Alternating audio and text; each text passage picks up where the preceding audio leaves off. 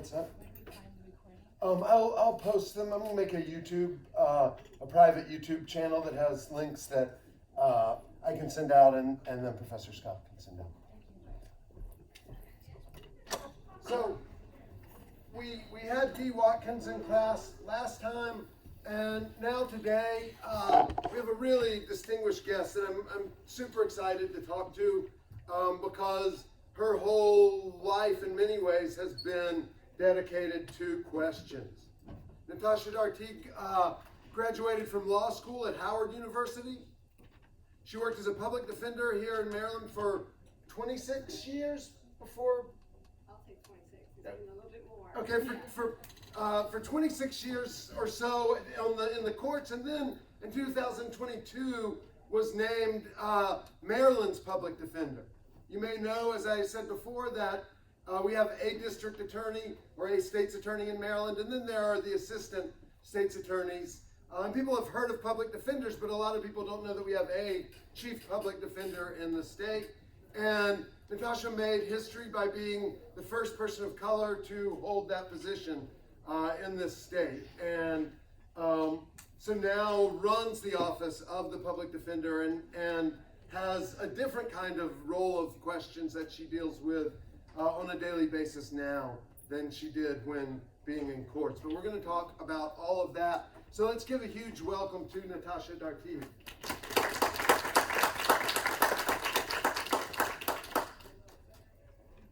Well, first I want to say thank you, Professor, for having me here today. And I want to say hi, everyone. Hi. It is my pleasure to be here. Yes, I am Natasha Dartigue, public defender for the state of Maryland. I am a proud graduate of the illustrious Howard University School of Law, fellow HBCU. So I'm really happy to be here today at COP and to talk to all of you. When we talk about questions, especially in my space, it's rather simple, right? For me, in my day-to-day, I start out with the simple: the who, the how, the why, the what, and the where. So I'll tell you a little bit about myself, the work, using those very questions. The first is the who. Well, I told you I'm Natasha Dartigue, Maryland Public Defender, but who I really am, I am a mom of two incredible human beings. I have a daughter who is 25 and a son who is 20, both born and raised here in Baltimore, Maryland. I myself grew up and was raised in Long Island, New York. I am first generation America. I am a proud Haitian, proud daughter of Haitian immigrants, and no, we don't eat pets. And I have lived here in the Baltimore area since coming from law school, and what brought me here to Baltimore was an opportunity to work with the late Judge Roger Brown.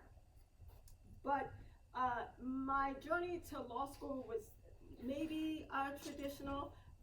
In terms of what I studied, I was a biology major in undergrad. I was a lover of science. My last year as a senior, I worked in a genetics lab. That's how much I love science. But I also learned that in the lab, though I really loved the work, the only persons who had interactions with people was the director of the lab, even though everybody was PhDs.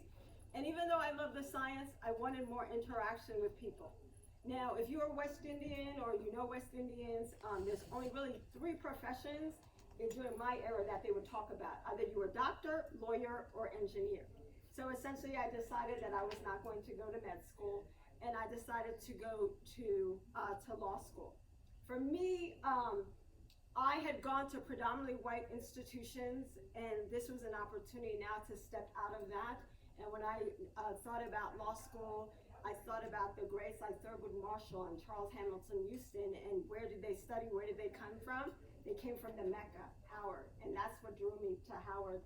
And truly, and I imagine that it is like it is here, to be in that space is really nurturing, and for me, who had never been in a space where the professors and fellow students predominantly looked like me, it was an experience that I treasure to this day.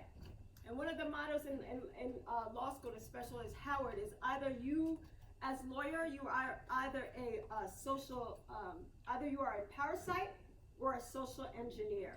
So I knew I was going to not be a parasite, and I was going to do something to change the world.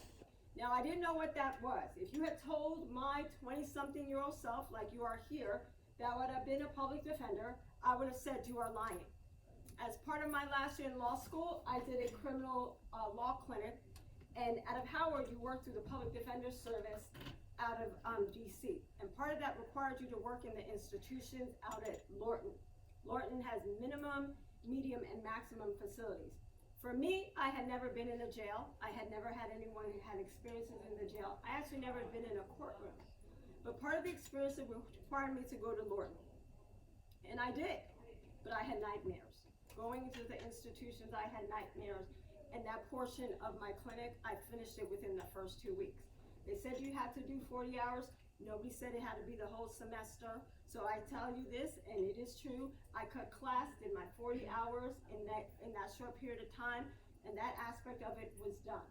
The other part of the clinic was I got to dress up in suits and go down to court, and that part I liked, but the part in going to jails, I didn't have to do it anymore. So I say that to say that, as you sit here, you may have a plan, you may think where you're gonna be or what you're gonna do, but life takes you in different places. Because I graduated law school not knowing that this is what I was going to do. But I graduated law school having the opportunity to work for the late Judge Roger Brown here in Baltimore, Maryland. And that's how I landed here. And while in Baltimore, Maryland, I had the opportunity to work for Judge Brown. And what was incredibly special about that was before he was a judge, he was a public defender. But before he was a public defender, before going to law school, he was a social worker. So you can imagine the way he talked to people, the way he dealt with people was incredibly special. And my experience with him really shaped how I saw the world. So when I was in court and I saw those individuals really feisty and fighting, I was really drawn to, what they're doing really matters. Like standing beside somebody in that space when nobody else is speaking up for them really mattered. And then I had the opportunity, I was made an offer at the Public Defender's Office. I swore after a couple of years I was gonna go back home, but now what was started in 1996 has morphed to almost 30 years. I've gone from being a public defender to now I am the public defender for the state of Maryland. A journey I never thought that I would be on. Not in undergrad, not in law school, not even when I started in the Public Defender's Office did I have a vision that I was going to be the public defender for the state. So that is incredibly, I think I share that again because the circumstances in life shape how you go and where you end up. And be open to experiences and be open to what the world shows you. Because what you may think you're going to go one way and then the world may show you something else and then you're in a position such as me and hopefully a position greater than me doing important and impactful things. Because I can tell you for where I sit, we need all of you in whatever capacity you decide to go in terms of really growing and developing. We need you to be leaders. Now I've been doing this 30 years and it's coming to a time where I want to step aside and put my feet up. But it's important for me in this work to know that there's going to be others coming behind me who are going to take it even to another level. So what is it that we do? So people know in terms of kind of the day-to-day, maybe when somebody gets in trouble, public defender will represent them in court. We are much more than that. We are 52 offices throughout the state of Maryland. We have offices in every single jurisdiction throughout the state. In terms of criminal cases, we represent about 90% of the individuals who are charged with criminal offenses in the state. Maryland has a horrible problem with mass incarceration. We incarcerate more Black men in particular than any other state, with the exception of Alabama. So you can imagine of those 90% of the cases that we handle, that's 90% of the cases in the state of Maryland. Those are Black and brown people. And those are individuals from marginalized communities. That the work is deep to me because the majority of the people that we represent look like me, look like my sister, look like my brother, look like my son. So the work that I do is also personal, and I bring that passion into the work. Our office does more than just the work in the courtroom. We are also advocating in Annapolis. If you were aware, for example, the change in the marijuana laws. Now, possession of marijuana is no longer a criminal offense. We were a big part and advocates in that front. That is just an example of the many things that we do, the many things that we're continuing to do in terms of advocacy in Annapolis. It's important that we are in Annapolis because we are the largest criminal defense firm in the state of Maryland. The Office of the Public Defender has approximately 1,100 employees. We are the criminal law experts in the state of Maryland, so it's extremely important that we have a voice in Annapolis to help shape law, and we try our best to help prevent bad law. We are also in the space where we are in community. We have legislative briefings where we're not only trying to educate the members of the General Assembly, but we have briefings where we're educating the public, either on laws that have passed, but also on issues that are coming forth. One of the big issues that we are educating and advocating on behalf is to end the automatic charging of children as adults. In the state of Maryland, there are certain offenses that if you are charged with, you are automatically charged as an adult, versus if we advocate it should be the opposite way, because children should be treated as children. If we arrest children, we bring them into the juvenile court and allow the court to determine where is the appropriate place to adjudicate them. We should not automatically be treating our 14 to 17-year-olds as adults when 14 to 17, your brain is not even fully developed, let alone we know for a fact that a lot of these children are coming into the criminal legal system because they've experienced some type of trauma. So that is part of our duty at the Public Defender's Office, to make sure that we are advocating and educating, and that is some of the work we also are doing. You may or may not be familiar with the Maryland Equitable Justice Collaborative. That is a project that the Office of the Public Defender has now come together with the Office of the Attorney General. This has been a historic collaboration because generally we are on opposite sides of the trial table in terms of we are generally adversaries, but Attorney General Anthony Brown, as the first Attorney General of color, also understands that his role is more than just being the first. Just as I understand my role is is more than being known as the first. We fully understand the assignment that in our role in this time of history, being that we are the first people of color in our roles, we have the first Black governor in the state of Maryland, we have a Black Speaker of the House, that the time is now, if ever, for us to make some strategic moves to do something impactful in the state of Maryland. So we have come together through the Maryland Equitable Justice Collaborative to really tackle the issues of mass incarceration in Maryland. It is a tremendous feat, because we got here not 10 years ago, not 20 years ago, not even in my lifetime of 50 years.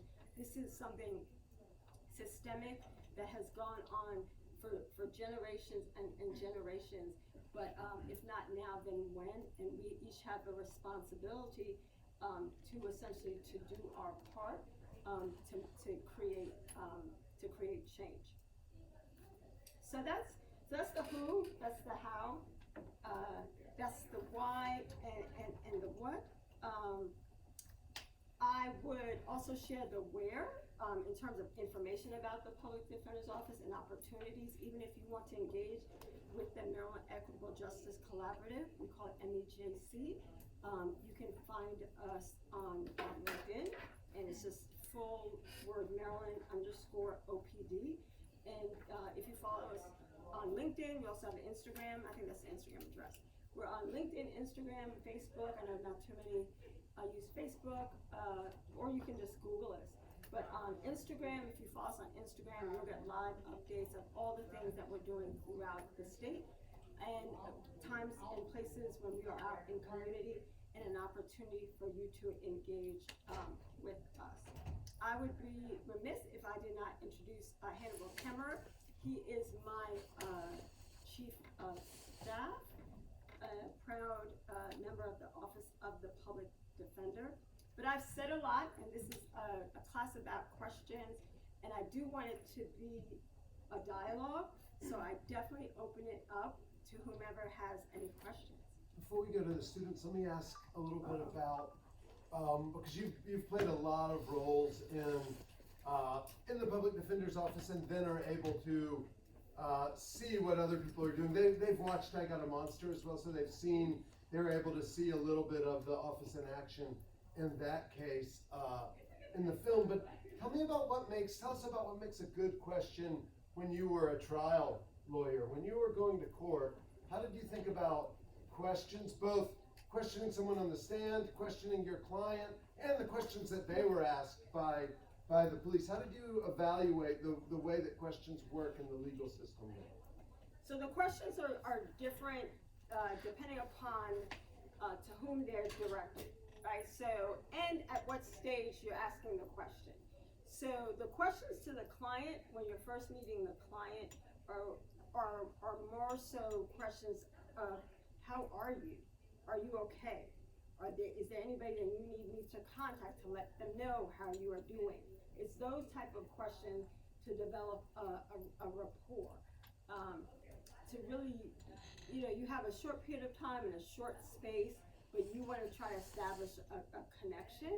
But it's really important in terms of a humanity perspective that you are at least engaging. You're like, okay, you don't look well, or I have a notation, you're supposed to have certain medication, did you get your medication today? Whatever it is, you want to connect on that human level.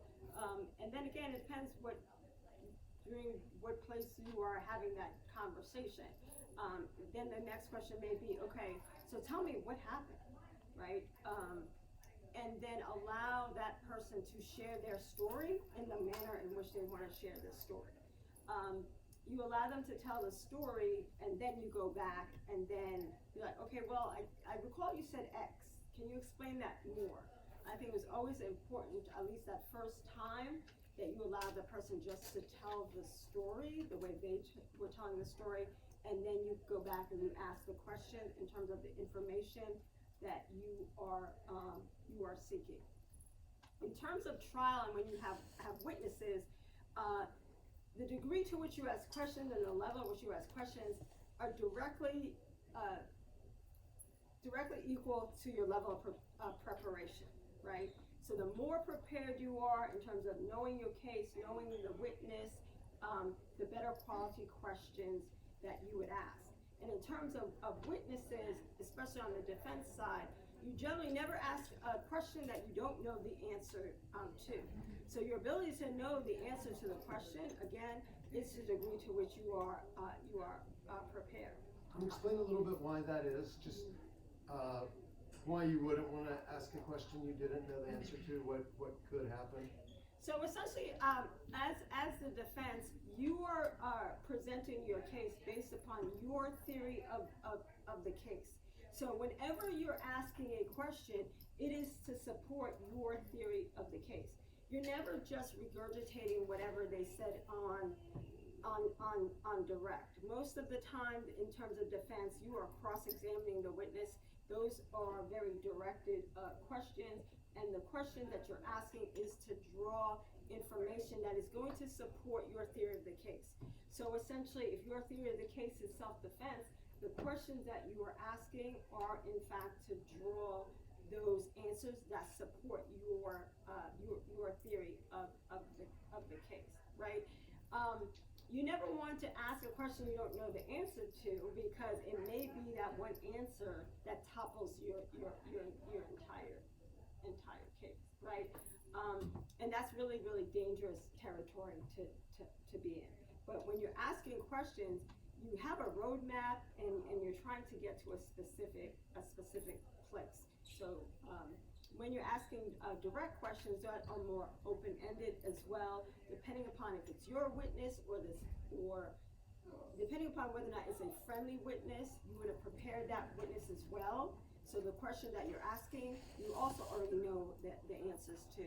And you're always asking questions to support what your theory of the case is. So think about that for a second, y'all, in terms of Socrates, who we were talking about, and have looked at some in Plato, that he used questions to make an argument. He would ask the questions, and questions were the tool for making the listener spell out those logical steps. And it's very similar what they're doing in the courtroom, trying to use questions as a form of argument.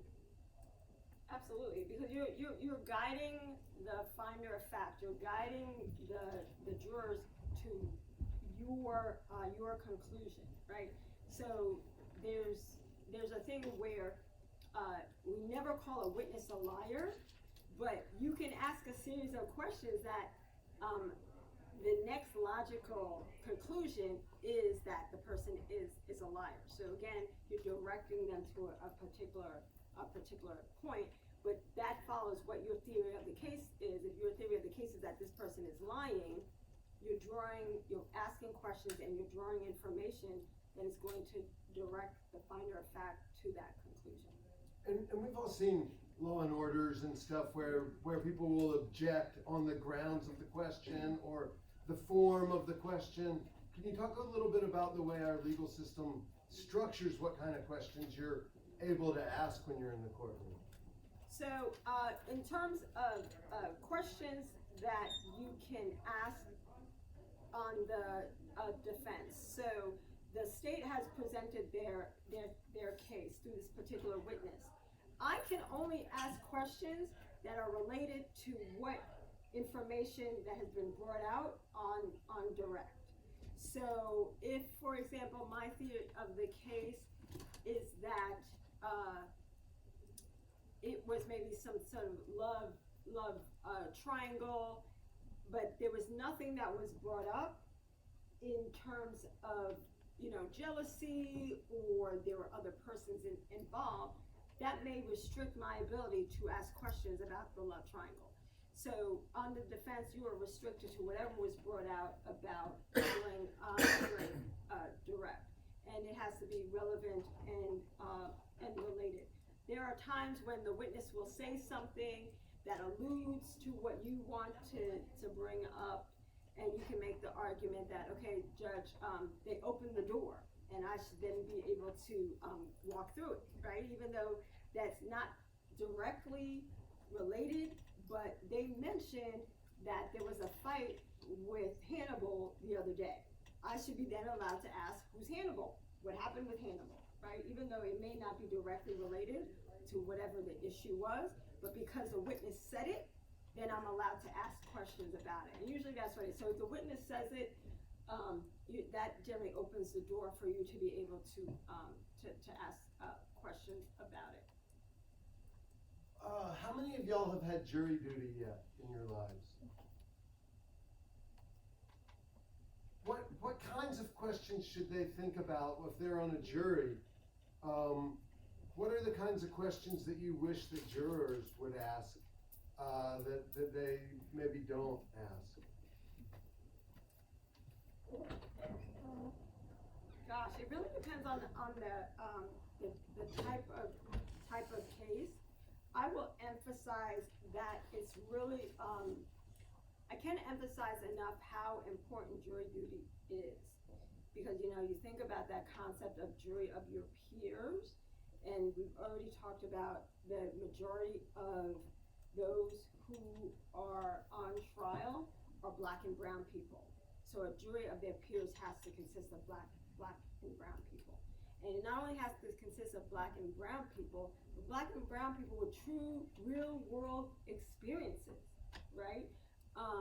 Even though as a Black woman, my experience is going to be different than your experience, right? So it's not only important that we have people of color, but different ages, different backgrounds, so that when the information is presented, they can really be a hearty discussion in the jury room, because you can be like, wait a minute, you know, in the neighborhood, that's not how it goes down. You know, the police officer said X, and that's never how it happens. You know, they usually just kind of roll up and jump on people and then ask for IDs and all the things later, right? That's an important perspective, because part of what, as a jury, you're going to question is the credibility of the witnesses. So, just from the perspective to keep the system fair, that is an important component of it, making sure that in fact we have a jury that is diverse, not only in ethnicity, but sexual orientation, all the ways that we are different. Our juries need to reflect that. So they, as I mentioned, they watched. Oh, wait, I'm sorry, you asked like questions. Excuse me.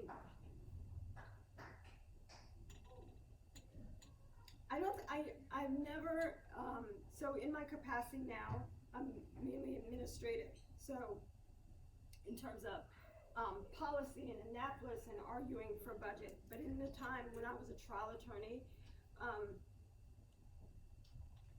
I always enjoyed questions, because it gave me an insight into what the jury was thinking, or what the juror maybe thought was important. Because very often for us as lawyers, we swear this is what's going to make and break the case, but then we'll get a question from a juror, and then we're like, okay, that's not even what they're focused on.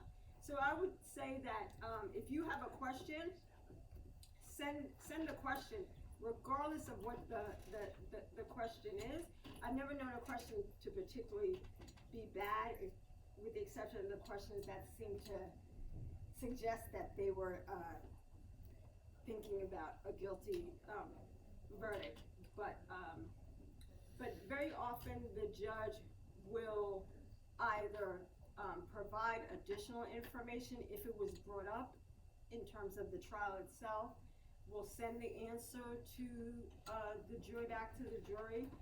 But I would say, if you have a question, just ask the question. There's no question that is a bad question, and I don't know if I would say any particular question. I think the important thing is that you are asking questions, because somebody's life depends upon it.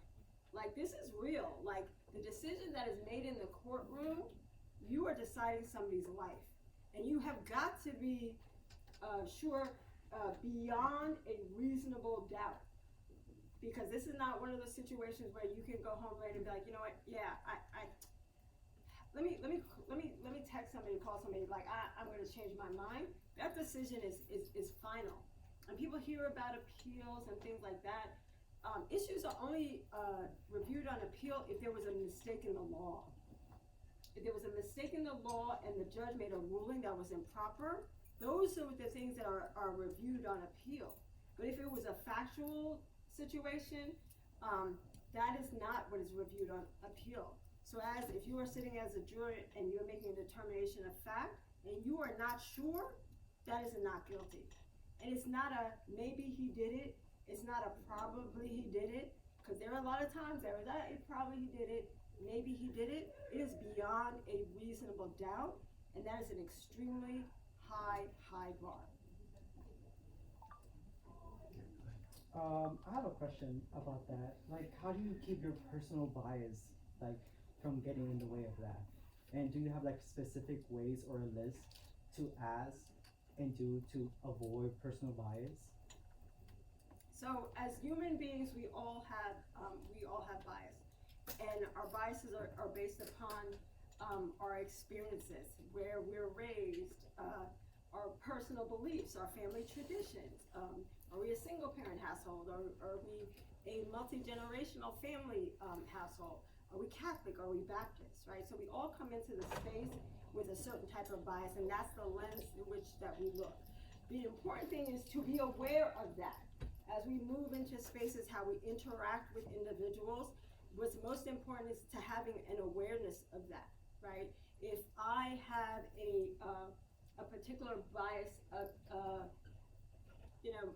my son was a swimmer, so I may have a particular bias against like athletes who are swimmers, right? Part of that is being aware of those biases, and when we come into situations, really kind of putting that in check and making sure that that does not impact the decisions that we are making.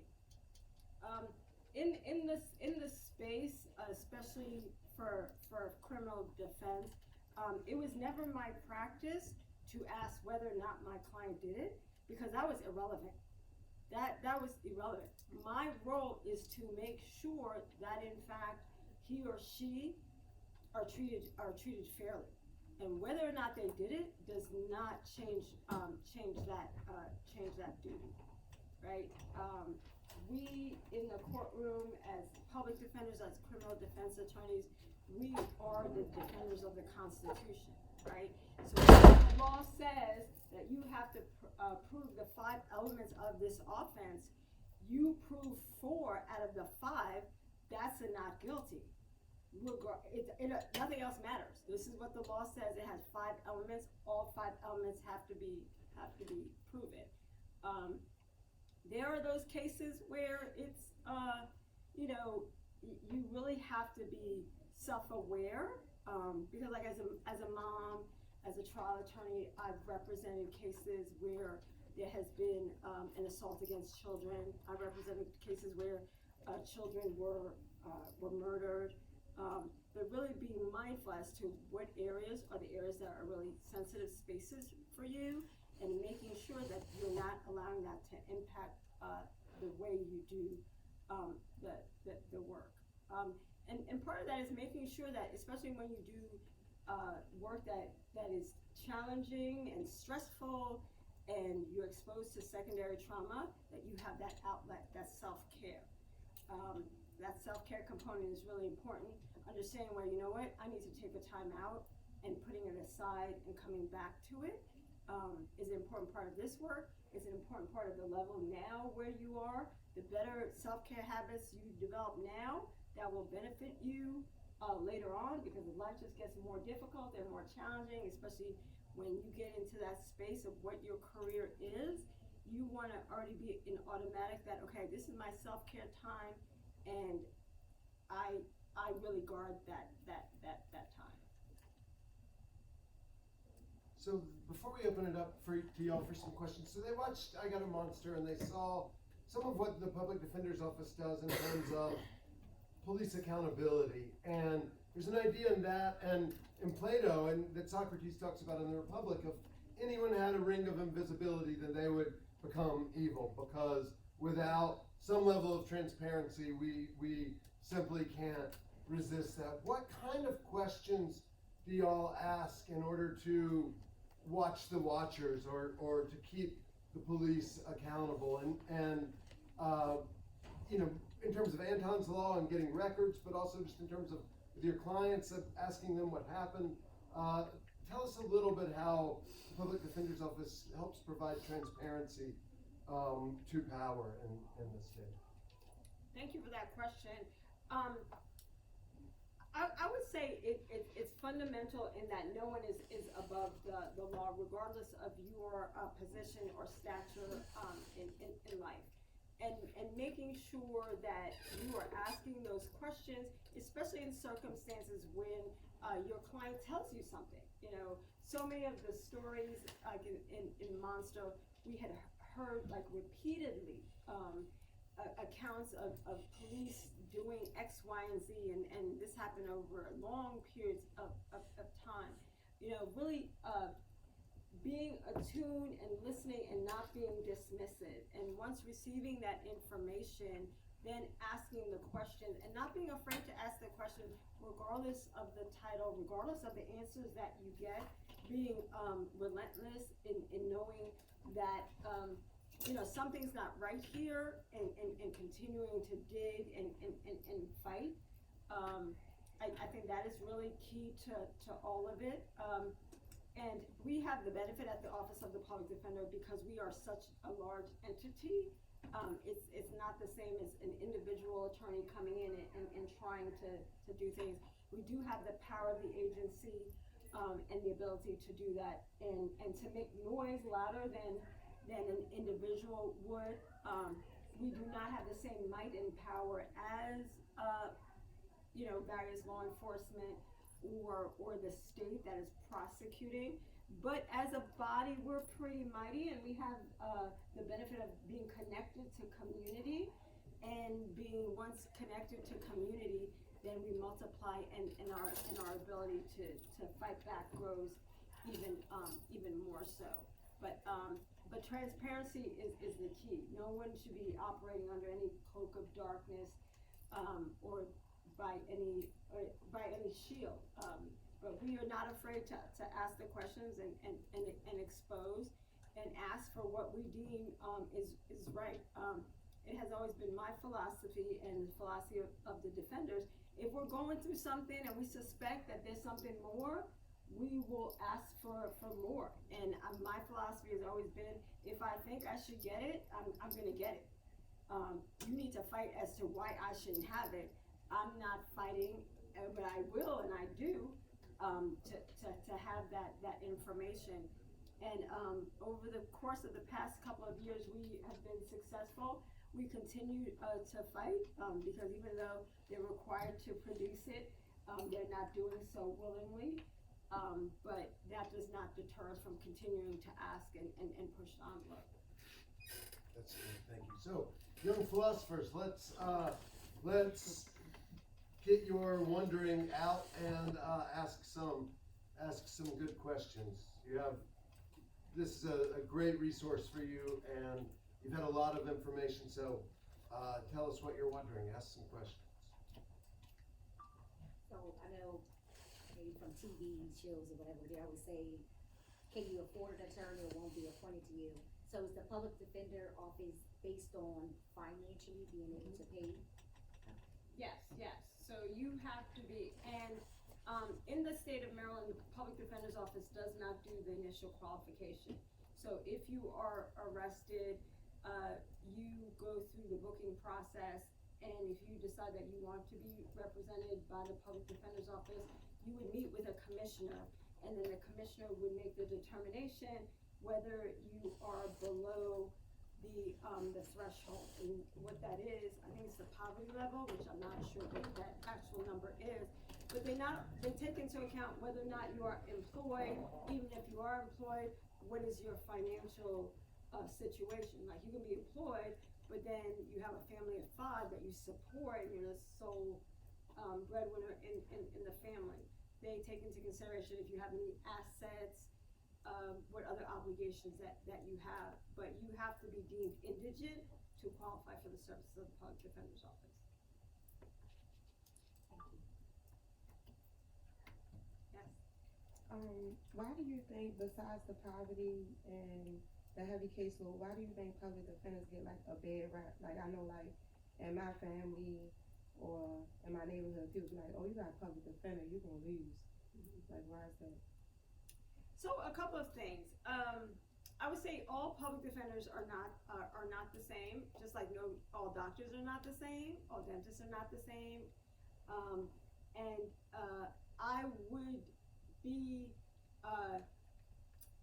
dishonest to tell you all public defenders are great. But I would say the majority are. But then you have the few bad apples that are not, and it's the circumstance in which everybody comes into this work for different reasons, and the work is hard, and the work is stressful, and the workload is massive. But I can also tell you this, which is always interesting to me, and people don't realize, right? Simply because you pay an attorney does not mean they're better. Because what we see, at least 90% of the time, somebody will pay someone, a random person, and the person may not necessarily practice criminal law or practice criminal law in particular, because every single we have 52 offices, and I can tell you every single office is different in terms of the jurisdiction in Maryland. Even right here, Baltimore City to Baltimore County, the practice of law, because you have your, what's the expression I'm looking for? Like your jurisdictional, mores, cultural. So you know, just kind of like the way we do things, you know, it's like everybody has homecoming, but homecoming at Coppin and homecoming at Howard and homecoming at Morgan, they're not exactly the same, right? So just because I go to homecoming at Coppin, I can't roll up at Howard and be like, okay, I know how homecoming is, right? Even though it's a similar type of thing. So similarly, every jurisdiction and there's certain local practices that are different. So you often find that people just pay someone and they've never necessarily practiced in the jurisdiction, but there's a belief because they've paid them that they know better. I can tell you from experience, and it still happens, what always happens 99% of the time, the person will come into the courtroom, they'll sit in the jury box next to the public defender and ask and basically quiz them about the judge, what's the prosecutor like, all the things that are essential to know, take that information, and then essentially do what it is that they do based upon the information that has been shared with them. Some people have had bad experiences. The majority of people have had good experiences, but what often happens is essentially that the people who have good experiences don't speak up, right? It's the people that have bad experience that you hear the most about. What I would always say to my clients, because they'll be like, Miss Dartigue, can I take you to dinner? Can I send you some flowers? No, I want you, when you go back to the neighborhood and somebody's talking bad about a public defender, please speak up. That's how you're gonna say thank you to me. Please speak up. Because those who have good experience, and again, the majority do, they're not the ones that speak up.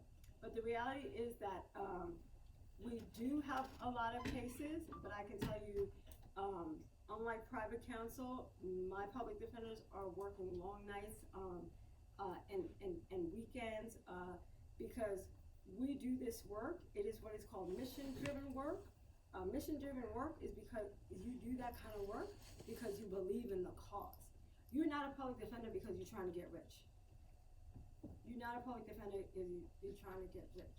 You're a public defender because you believe in the cause. I came into this because I believe in the cause. I went to Howard. I could have done anything, gone anywhere, but I did this and I stayed in it, and I continue to do it because I believe in the cause. We amplify the voices of the community. One of the things I used to hate when people say, oh, public defenders speak for the voiceless. I was like, we do not speak for the voiceless. Our communities have always had a voice. Our communities always had a voice. Our role is to amplify the voices of the community, and where I stand as public defender, I take that to heart and very seriously, that my role is to amplify the voice of the community. Our communities, our voices, all the things have been silenced for too long. So, you got me started. Let me add to that answer a second too, because the numbers that you were talking about, 90% of the cases, 11,000 lawyers around the state, that's I want 11,000, I'm only at 1,100. Oh, 1,100. Yeah. But that's a lot of cases, the 90% of the cases, and a larger portion of 90% is gonna lose. And so people, if Tony Garcia's firm or Billy Murphy's firm had 90% of the cases, then they would also lose some cases, and everyone's mad at their lawyer when they lose, because they want to blame someone, and so some of it's just the number. I do want to throw something out, and part of it is like we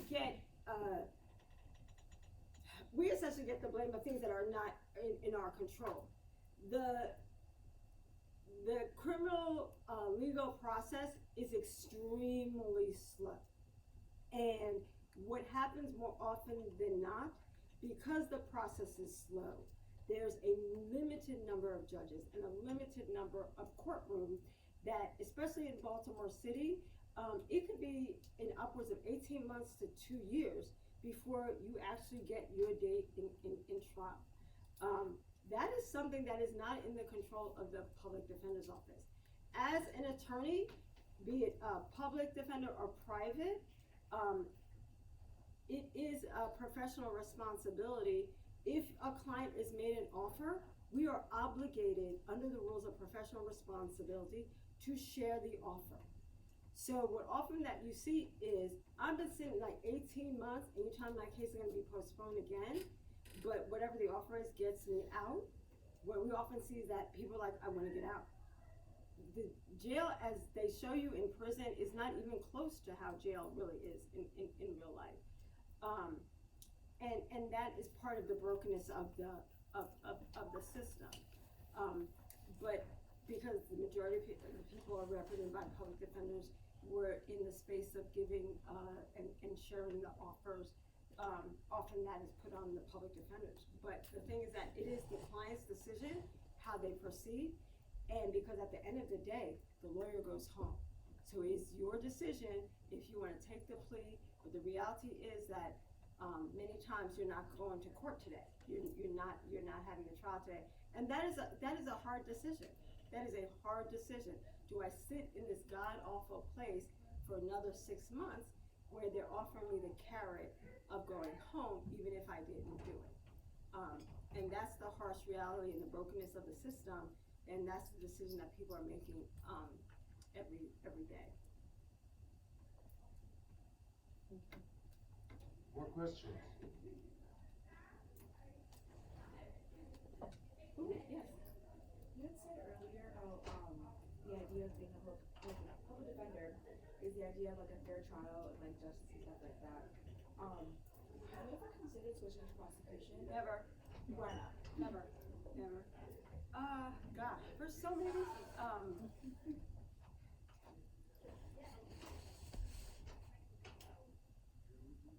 First and foremost, there is tremendous amount of resources and power and all the things on that side. And on this side, we are the one thing that stands between that and all that evil, right? And there was an expression that I used recently, stone catcher. I don't know if you're familiar with stone catcher. So essentially the expression is that, and that's what I see as public defenders are. We're the ones that are essentially the shield and we catch the stones that people throw. And you know, you think about it, that comes in so many different ways and in different spaces, especially as people of color growing up in America. It is such a noble place to be as the individual who's standing next to someone and essentially advocating on behalf of them. Because when we meet individuals, it's at the place when their lives have totally just shattered, right? Nobody chooses, and okay, well, let's say, I don't like to speak in absolute. I would say 98% of the people don't choose to be in that circumstance. And I say that and most of my career has been explaining that it is not a decision between right and wrong. All the individuals in terms that I've dealt with, it's a decision between bad and worse. People are living in these traumatic situations and it's an issue of survival. And I spent the majority of my career explaining it to judges, but now explaining it to legislatures that very often people find themselves in circumstances that it is not a right or wrong decision. It's like it's a me or them. It's a matter of survival. And just you know, it's just a different place just to be able to be that warrior on behalf of another human being. And I think regardless of what it is that you have been charged with, is truly my belief. And if you're familiar with Brian Stevenson, if you're not, see his TED Talk, read his book, but we should never be judged by the worst things that we've ever done. You know, think about the worst thing that you have ever done. Imagine if that's the label that you go on for the rest of your life, right? And that's the place that as public defenders that we're always advocating from. Like that moment in time, be it a mistake, a lack of judgment, whatever, should not be that moment in time for which this person is forever defined. And I also believe that we as a society have an obligation to one another. If my brother or my sister is broken and I have opportunity, I am obligated to essentially help and uplift and whatever that looks like. It may be me being an advocate, me carrying a sign, or me just being my best self, so that somebody else can see, you know what, hey, I can do that, hey, I'm encouraged. Whatever it is, we have an obligation, just being in this space. That's an interesting question too, because, and we haven't had a chance to talk about it because of our guest, but the private defense attorney in the movie, if you've seen him around town lately, now is the state's attorney, is the top prosecutor, and so he, by the time the movie came out, he had entirely switched into that role. And there was a period over the last 10 years where a lot of people thought that what prosecutors did was prosecute police officers who, or decide to prosecute police officers who shot someone or something, but 99% of what prosecutors do are prosecuting ordinary people in the state. What were your thoughts when you got the information on the like, what were your thoughts on the case itself? Wow, that's so loaded, because there's so many layers. Gosh, what is the correct answer? And correct in terms of just being appropriate, and he's recording it, all the things. So first and foremost, yeah, right? First and foremost, the stories that were told, for so many, it was a situation like finally. I mean, I started practicing in, I came to Baltimore in 95, but I started in the public defender's office in 96. And as far as I remember, I recall hearing similar stories. So it was really a point of kind of like, I told you so, right? So many times we had advocated and argued the values we saw in the movie. So it was really a moment where people felt like, okay, they felt hurt. It was incredibly sad, because I also think that, you know, there's those who get caught, and then there's the ones who haven't gotten caught. Because the entire system, again, the entire system is broken in so many places. And this is my opinion, my personal opinion as Natasha, not as the public defender. There's some places that overlaps. I really struggle with understanding the transition from being a proponent in the movie and then being a prosecutor in the same city, knowing the degree to which there are problems in the Baltimore City Police Department. There's a question over here. Do you think some judges are more lenient to defendants with lawyers rather than public defenders? So I think Was the premise. The public defenders are lawyers. Oh, so thank you mean Paid private lawyer counsel, yeah. Or private counsel rather than public defender. So I do not think that. I do not think that. And I actually think in some instances, because the judge knows the public defender, there are instances where, like, I'll give you an example. There were, your reputation precedes you, right? So your reputation as a lawyer is what comes first, right? And it doesn't matter if you're a public defender or private. What is your reputation? So I would have certain relationships and come into the courtroom and be garnered a certain level of respect that sometimes my colleagues, private or public, would not, right? So first and foremost is about your reputation with the court. And then there are instances where, and it doesn't have to do with the fact that you're a public defender or private attorney, it's just that, does the judge know you, right? So that goes to kind of like some of the biases, like, you know, the judge, the lawyer is a job, but, you know, who are they at the event with? Who are they at the bar with? Who are they playing golf with, right? That's where you actually see those things. So a particular private counsel may be chummy because they may be belong to the same synagogue, or they play golf, or their kids are at the same school. It's more so that, not so much the label of public defender versus private counsel. Another question. Someone on this side of the room. You have a question? Well, he was gonna ask something. Oh, no, go ahead. Oh, I wanted to ask, were there any high profile cases you've worked in your career, and what impact on your career did it have? Gosh, I'm trying to think the most recent, I've had quite a few, because as you can imagine, because we have the majority of cases, like, the high profile cases will be at the public defender's office. So, the public defender's office, for example, represents the child that was charged with the school shooting in Hartford County.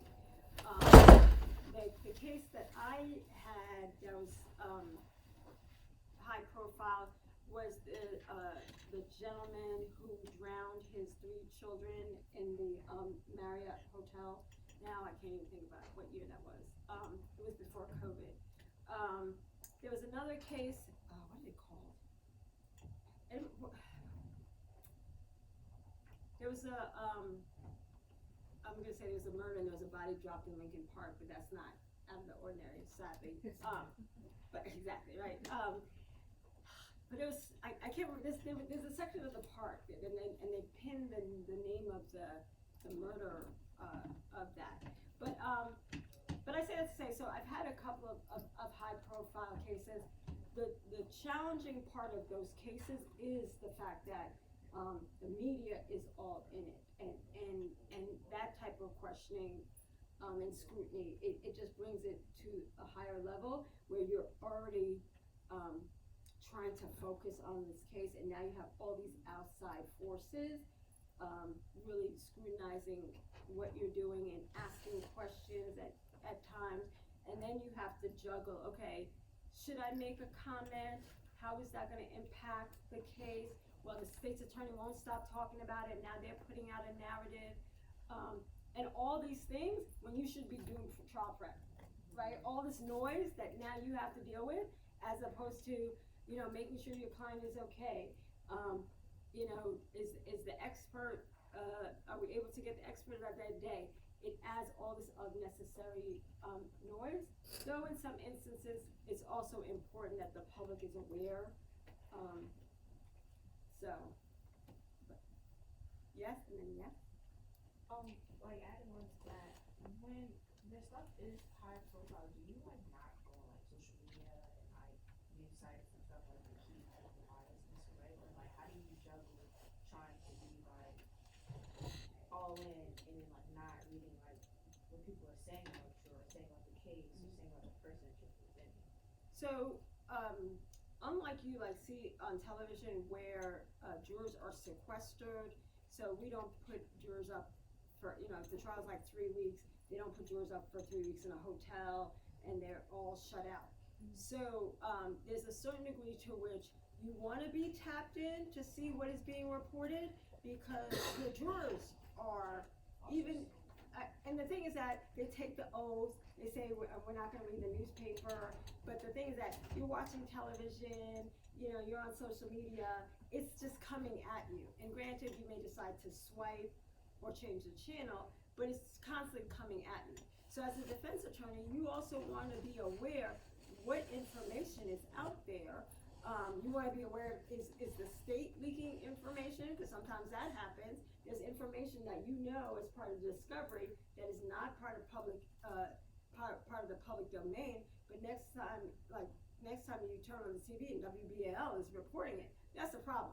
And that's an issue you need to raise in court. So there's a certain degree in which you wanna be tapped in. That's the benefit of about being in a big law firm, that I don't necessarily have to be tapped in. I have enough colleagues and employees at the office that there's somebody else who can be tapped in. But to a certain degree, you have to be paying attention to that, because it influences the jury pool, it influences the judge. Judge is just a person. You really wanna know what information is out there, And if there's an ability to counter that, that's also becomes part of what you need to do to make sure that your client is having a fair trial. It's a lot of balancing. I think that. So when you're cross-examining a witness and you prepped all night, everything good, seemed to be good, then they get on the stand and they just like saying everything opposite.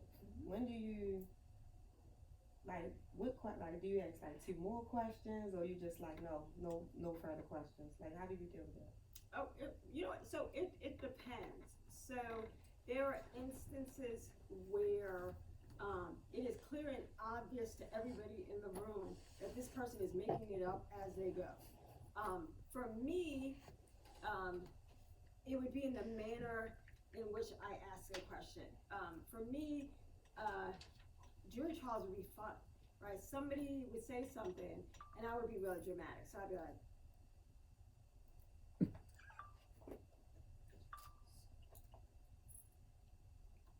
so Miss Jones, are you saying that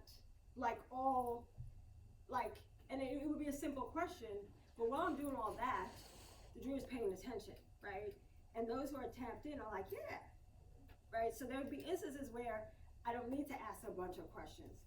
Or there are instances where, oh no, I need to make sure that, well, you testified on direct yesterday, or you testified on a recording to the officer that the young lady in the back seat was wearing a black shirt.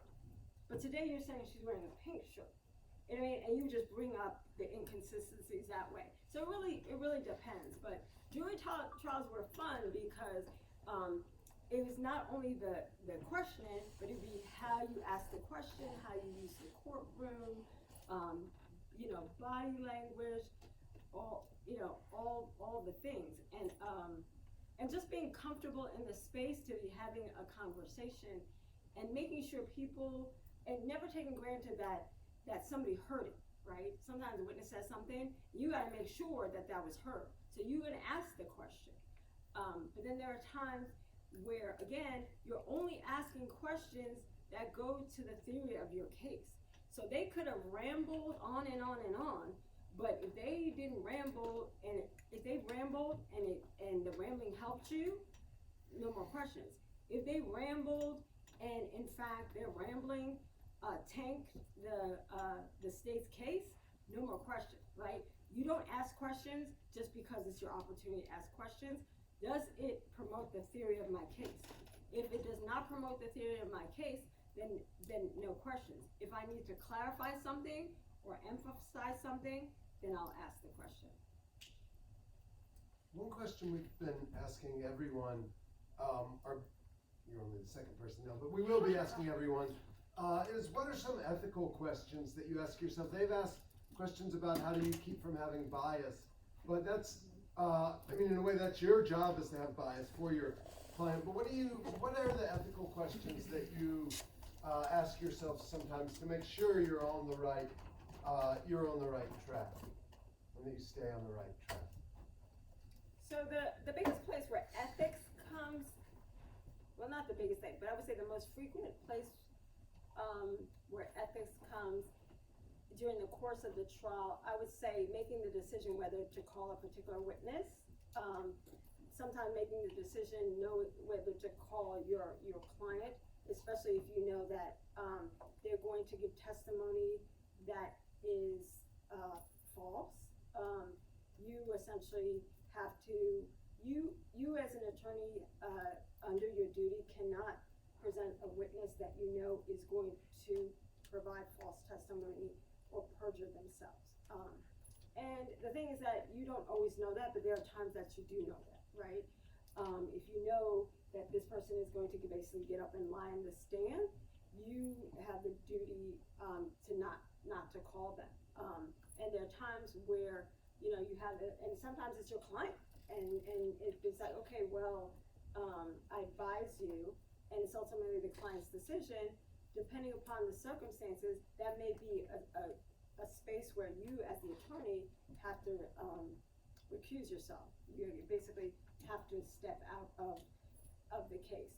There are times during the course of the trial like was said before, like you prep and then you start asking the questions, and then all of a sudden, like the different answers, and it goes left. You as the attorney, again, you're driving this train, right? You then have to make the adjustment. Do you continue to ask the questions? Do you ask for a recess? Or do you stop the questioning? As the attorney in the case, again, you have that power through your questions, and you make the decision as to what is being asked or not asked. That's great. And I was gonna ask if you've ever experienced like gender or racial discrimination while being like a lawyer. Oh, absolutely. Absolutely. Every day, regardless of, my age, my title, the spaces that I come in, the legal profession is predominantly white. I believe it's 85% white and about 65% male. So you can imagine, especially in the different spaces that I go in as the leader of the public defender's office, I'm one of few, if not the only one. You essentially have to own the space. Even I have to always remind myself I'm in this space because I belong in this space. And if I have a question, an opinion, or a comment, make sure that I make my comment known. I ask my question. I've had circumstances in court where judges made comments about myself or my client. Even things like those backhanded compliments of microaggressions, kind of like, oh my gosh, you speak so well. Well, like I'm a lawyer. How am I supposed to speak? Had things like that, or said things to the client will say, oh, I have 4 children, and the next question is how many baby daddies? Like, you know what I mean? Like, so things like that are real, and you deal with it, you correct it, and depending on the circumstances, how you correct it. If it's the middle of a sentencing, you may not correct it there, but you may have a conversation with the judge afterwards, or you may take it to the administrative judge and be like, okay, this is what's happening in the courtroom. But that's real, and it's still, we're in America. So if you are cognizant of what's happening in the press and in politics, that is real world, and we are still in spaces like, again, it is 2024, and the Public Defender's Office was established in 1972, and I'm the first person of color to head the office. Attorney General Brown is the first person of color in Maryland's history to be Attorney General. Governor Moore is the first person of color to be governor, right? It's 2024. It's too many first. Too many first, right? We are still talking about first, which is absolutely crazy, right? And we're still talking about first, so we're still in the reality of that space. But the good thing about the first is that you are part of a generation where you see Black leaders in those spaces, and so whereas before, when you didn't see it, you kind of like, okay, how do I get there? Like, okay, like we've broken the glass ceiling, we've chiseled, it's really kind of cement, but we've made a path. What we need you to do is to come behind us, and wherever we leave off, that's where you start. Like, my true expectation that the next Black public defender does things that I would never even imagine. But we need everybody in the spaces. And when I say public defenders, I'm not only talking about lawyers. When I say public defenders, for me in particular, it's about doing this work. So as public defenders, we need investigators and secretaries and paralegals and social workers. All of that is important to public defense. And we need lawyers. So don't think just, oh, well, I don't wanna be a lawyer, but if you wanna be a social worker, please come to do public defense. We need people in all different, areas, because that's part of our team, cause we believe in holistic representation, meaning that, when we represent someone, it's not just about that one instance in time. It's important that we are telling their story in terms of, okay, how did they get to that place? Cause I know by the time you come to meet me, your life has blown up. Okay, so what are all the things that got you to be there? Because that's important when I'm defending you, to tell that story about who you are, because again, we shouldn't judge you by that one moment. We should be essentially addressing all the things that got you to where you are. That's one of the things we're advocating about, you know, all this thing about how we're trying to put children in jail, 10 to 12-year-olds. Like, can we full stop and say, okay, why are 10 to 12-year-olds involved with these instances, right? If it's stealing cars or whatever, let's have a conversation as to why a 10-year-old is stealing a car, and let's address that, right? Because putting a 10-year-old, locking them up, does not address why they were involved in it to begin with. So again, when we talk about public defense and holistic representation, we need all the people in the space. I, as the lawyer, need the social worker to help me tell that story. I need the secretary to help me gather the information. I need the paralegal to do the legal research. I need the investigator out there taking the pictures and doing all the things. So that's my plug for the public defender's office. All right. Thank you so much, Natasha. Everyone, let's give a big round of applause. So remember, write a journal entry. You wrote one about V. Watkins' visit last time. Write a journal entry about this for homework tonight. We don't have a guest on Tuesday. We have a lot to process. So we're going to do some talking about what we've been reading and how it fits together with what we've been hearing our guests say. If you weren't on the roll, if you weren't called on the roll, come on up. And otherwise, I will see y'all on Tuesday. Yes.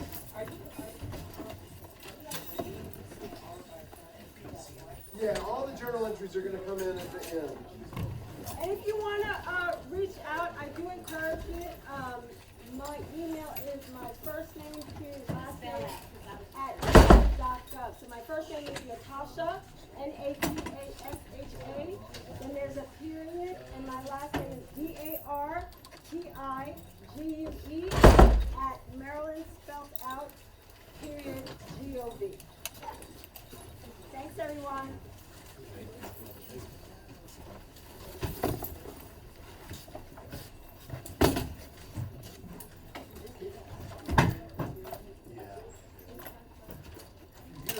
I'm gonna open that so the whole semester. So don't worry about that. Okay, thank you. All right, see you later. See you.